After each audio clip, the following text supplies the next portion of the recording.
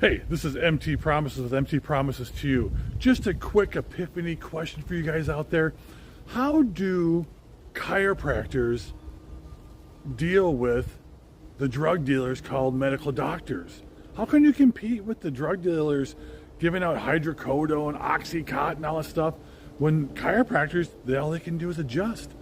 Question: would you rather be on oxycodone for the rest of your life or get a chiropractic adjustment once a week? Leave your comments below.